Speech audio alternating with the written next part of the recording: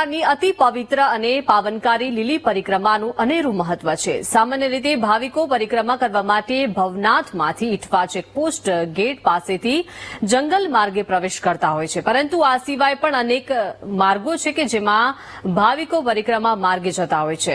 ગિરનારની ઉત્તર રેન્જમાં આવેલા ડેરવાણ ગામથી લીલી પરિક્રમા જવાનો માર્ગ આવેલો છે। મોટાભાગે સોરઠ પંથક સિવાયના બહારના ભાવિકો આ માર્ગથી અજાણ હોય છે। આ માર્ગથી જતા પરિક્રમાર્થીઓને મોટો ફાયદો એ થાય છે કે તેઓને જૂનાગઢના ટ્રાફિકથી છુટકારો મળી જતો હોય છે। ડેરવાણ ગામથી જાંબુડી ચેકપોસ્ટ નાકાથી સીધા જીણા બાવાની મઢી જવામાં સરળતા રહે છે, જેથી ભક્તોને જૂનાગઢ શહેરના કે ભવનાથ તળેટીના ટ્રાફિકનો સામનો કરવો પડતો નથી।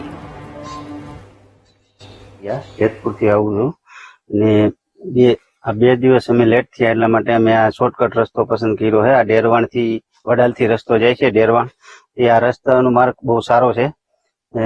શોર્ટકટમાં પરિક્રમા કરવી હોય તો અહીંથી આ રસ્તો ઝીણા બાવાની મઢી સુધી જાય છે અને બહુ સરસ આ રસ્તાનું કામકાજ છે, એટલે એમાં કઈ ઓલું છે નહીં અને બધા લોકો હળીમળીને જાય છે। ઉમરકોટ ગામથી આવું છું અને અત્યારે અમે ડેરવાણ ચેકપોસ્ટ પરથી આગળ જઈ રહ્યા છીએ પરિક્રમામાં અને આ રૂટ પરથી હું પહેલી વાર જઈ રહ્યો છું, કેમ કે અમે પાછળ રહી ગયા હોવાથી અને આ શોર્ટકટ રૂટ સારો છે એટલા માટે અમે આ રૂટ પસંદ કરેલો છે। પરિક્રમા મિનિમમ મારી આ 15-16મી હશે, કેમ કે હું ખોડિયાર અંત ક્ષેત્રમાં સેવા પણ બજાવું છું।